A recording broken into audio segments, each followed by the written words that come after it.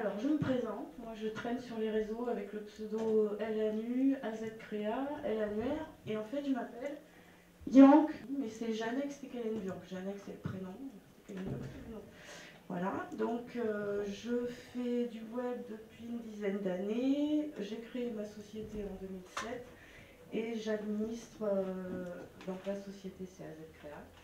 Et je m'occupe principalement d'LANUR et je fabrique des annuaires. Donc, je vais vous parler des annuaires. Que reste-t-il de nos annuaires? Alors, pourquoi ce titre? Parce que depuis les annuaires donc, ont été créés en 95 avec Yahoo, on a eu ensuite Voilà, il y a eu DMOS en 98 et Google, lui, en même temps que Google, il n'a été fondé qu'en 98. Donc les annuaires sont antérieurs aux moteurs de recherche.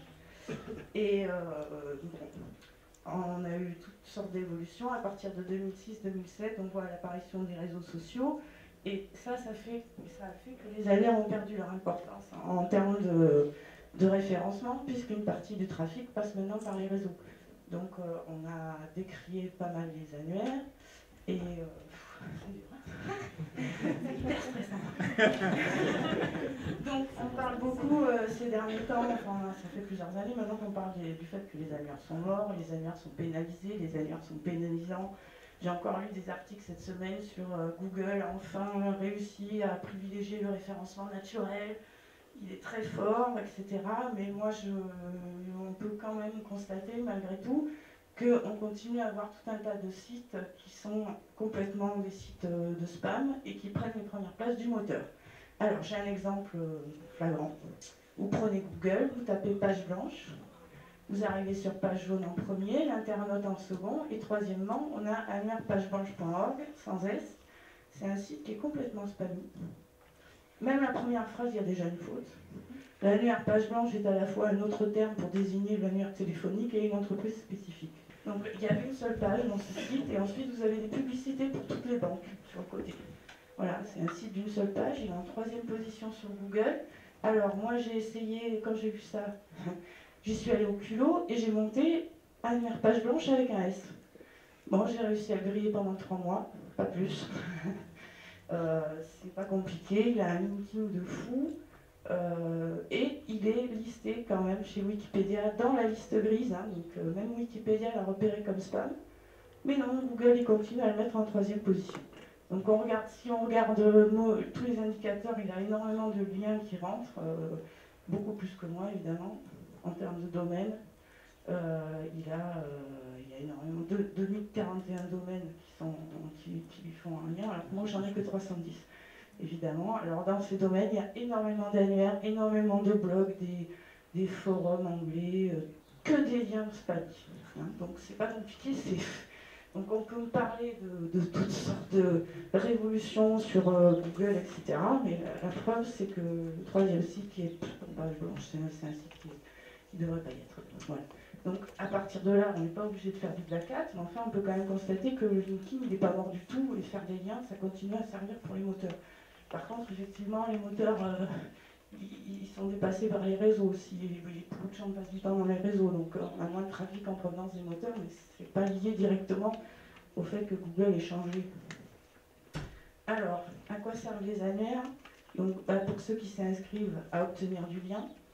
On n'obtient pas tellement de visiteurs en provenance des annuaires, ça arrive, il faut vraiment avoir un gros annuaire pour que ça marche. L'annuaire amène du visiteur sur les sites qui lit, mais c'est très rare. Si vous regardez vos stats, vous verrez que vous avez très peu de visites des annuaires.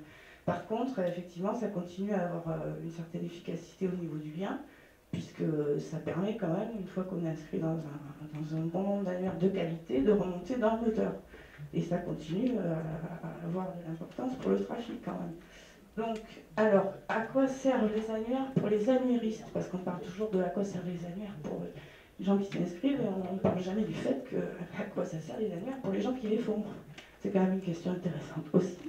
Donc, en fait, ça sert au départ beaucoup à faire du lien parce que les gens qui font des annuaires vont vendre du service, donc ils vont vendre du référencement. Donc en fait, ils vont référencer les sites de leurs clients à l'intérieur des annuaires. Il y a aussi ceux qui vont s'en servir pour vendre d'autres services ou du référencement. Donc Info vend du formation en référencement, beaucoup parce qu'il a son annuaire. Bon, après, vous avez les annuaires clients, donc eux, ils rapportent de l'argent directement par les revenus du site, et enfin les revenus publicitaires.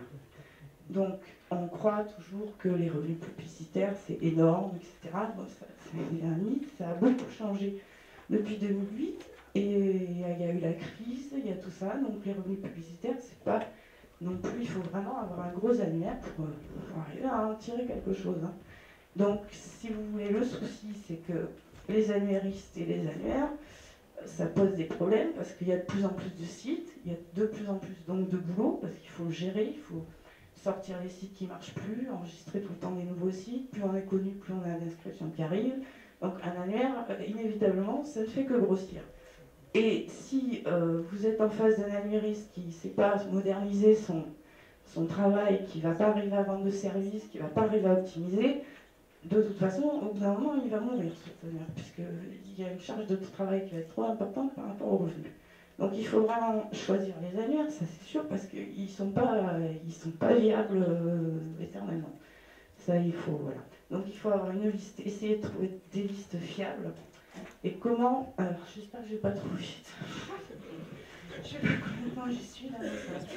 Alors, reconnaître les bons annuaires. Donc, comment être certain que les annuaires ne sont pas pénalisants? Bon, il y a toutes sortes d'indicateurs, c'est toujours les mêmes. On va regarder le page rank, on va regarder le nombre de pages indexées, on peut regarder le nombre de sites qui ont été ajoutés dernièrement. Il y a beaucoup de gens qui vont... il faut regarder l'originalité de l'annuaire, la communication qui est faite autour de l'annuaire, et j'ai vu il n'y a pas longtemps dans un forum la réputation de l'annuairiste. Alors oui, c'est-à-dire qu'on compte vraiment sur la personne qui tient l'annuaire pour le garder. C'est vrai que ça paraît tout à fait logique. Et je vais citer Yvon, qui est là, parce que j'ai trouvé son article très intéressant. Dans son blog Gamma CO2, il nous explique qu'il donne une astuce très intéressante qui est que SEMrush, c'est un logiciel, enfin une application qui permet de savoir quels sont les mots-clés qui amènent des visiteurs sur un site. Et avec ça, on peut voir des tas de choses intéressantes parce qu'on va avoir des annuaires qui ont des bons indicateurs au terme de page rank, visibilité, etc., comme Aalia. Et en fait, quand on regarde le nombre de mots-clés qui amènent des visiteurs sur le site, il n'y en a pas. Donc, il n'est pas pris en compte par Google, en fait. Donc, il a des bons indicateurs, mais ça n'amène à rien. On ne sait même pas si Google le parcourt. Donc, il y a tout un tas de petites... choses à regarder, c'est très difficile et c'est pour ça que c'est bien d'utiliser les listes parce qu'il y a tout un tas de gens qui ont déjà regardé pour vous des annuaires qui étaient bons. Alors pour ce qui est des mauvais annuaires, ben, c'est pas très compliqué, il faut regarder s'il y a du contenu dupliqué. Les annuaires à validation automatique, évidemment, il vaut mieux les éviter. Quand il faut regarder s'il y a des sites douteux, s'il y a du produit pharmaceutique, enfin tout ce qui est spam. S'il y a un CMS qui est utilisé, réutilisé, c'est pas très bon, il vaut mieux avoir un annuaire original. Les annuaires qui ont trop de sites en attente, moi au-delà de 500 sites en attente, je ne m'inscris pas, parce que je sais ce que c'est. Déjà, je trouve que c'est trop. Il faut qu'il n'y en ait pas énormément, sinon il est abandonné. Ou alors il faut connaître le webmaster et voir avec lui directement, ça peut être intéressant parfois. Les liens retour obligatoires, je ne fais jamais, parce que je ne pense pas que ça soit bon et je ne sais pas des annuaires qui sont souvent en première position de toute façon, donc je ne le fais pas. Le nofollow, il y a des annuaires qui sortent en nofollow, donc ça c'est très original. Ça sert absolument, enfin on ne sait pas à quoi ça sert. Quitte à faire du nofollow, je préfère aller sur Wikipédia. Franchement, c'est beaucoup plus intéressant, je pense, que sur un annuaire. Et après, il faut regarder tout un tas de choses sur l'annuaire parce que si par exemple vous faites un lien vers un annuaire qui lit sur toutes ces pages un concurrent à vous, bah, vous faites un lien vers votre concurrent. Hein. Donc il y a tout un tas de choses à regarder quand même dans un annuaire. Et ça peut arriver. Donc, pour trouver les bons annuaires, j'ai commencé mon truc en disant ne jamais faire confiance. Bon, par les listes, on peut quand même faire confiance. Après, il faut toujours vérifier quand même si effectivement on a bien un nofollow, si tout a l'air à peu près correct à l'intérieur du site.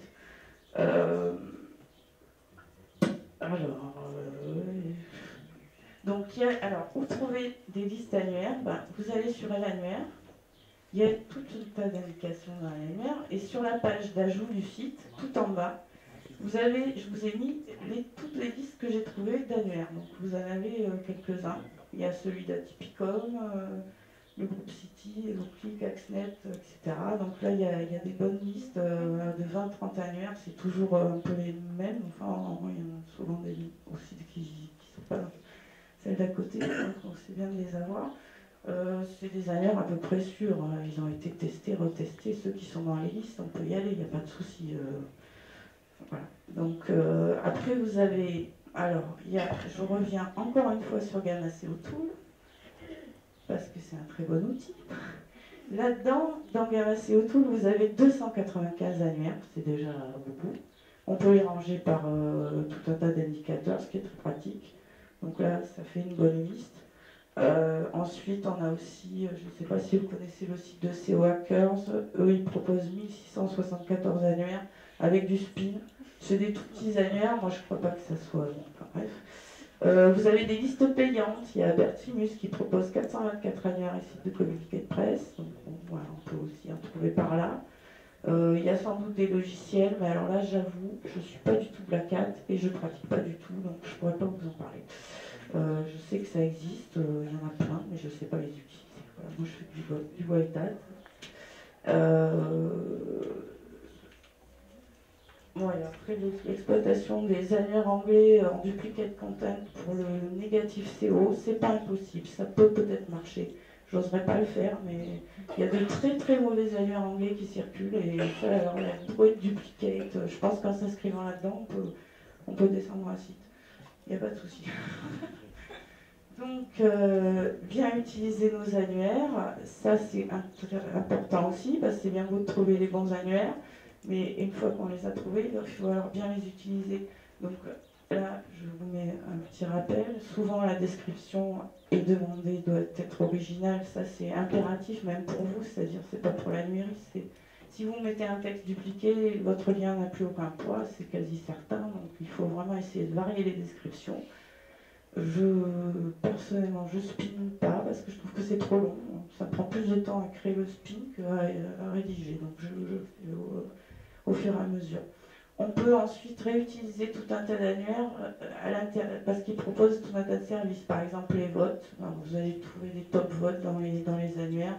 Il y a des top clics, il y a tout un tas de pages qui vont permettre d'avoir encore plus de liens à l'intérieur du même annuaire. Il y a des annuaires comme un annuaire qui propose des fiches. Maintenant, je fais payer 5 € par an. C'est des fiches complémentaires qui vous permettent de rajouter un texte. Donc là, vous vous retrouvez avec une fiche pour votre site tout seul. Il y a tout un tas d'autres annuaires, Costo notamment par exemple, qui proposent des services annexes où vous pouvez rentrer des communiqués de presse, des petits articles, les sites qui parlent de vous. Enfin, à l'intérieur même de l'annuaire, une fois votre inscription faite, vous pouvez encore continuer à travailler avec. Ça peut être intéressant. Moi, j'utilise beaucoup ça, je trouve que c'est très bien. Ensuite, alors là, je vous parle d'écrit.com, c'est le dernier petit site que j'ai monté. Alors dedans, il y a des petits outils, notamment un dictionnaire des synonymes. C'est indispensable pour se référencer dans les annuaires. Il faut l'avoir ouvert à côté de vous si vous voulez faire des textes non dupliqués. C'est très bien d'avoir le dictionnaire des synonymes. Le testeur, j'ai mis un testeur de duplicate. Bon, ça c'est pour vraiment si vous avez deux textes à tester que vous n'êtes pas sûr. J'ai mis un spinner qui n'est pas terminé, mais j'ai quand même l'intention de le finir. Il spin de façon différentielle, on pourrait dire. Il ne reprend pas le même mot. Il essaye au maximum de ne pas prendre le même mot qu'il a déjà pris. Donc ça va vous créer des textes qui vont être un peu moins similaires qu'avec ces outils qui mélangent absolument tout et vous retrouvez avec des milliers de textes qui sont presque identiques. Ça ne m'intéressait pas, donc j'ai essayé de créer celui-là. Mais bon, encore une fois, le spin, moi je ne recommande pas. Moi je trouve que ça prend peu de temps. Bon, après, chacun a le temps de créer le spin, j'ai le temps de rédiger 10 descriptions déjà. Voilà, j'ai déjà fini, ça a été hyper rapide. Que reste-t-il de nos annuaires ? Là j'ai mis la liste de tous ceux que je gère moi. Voilà, parce que j'ai profité pour faire ma pub au passage. Voilà, voilà, si vous avez des questions, pas de problème.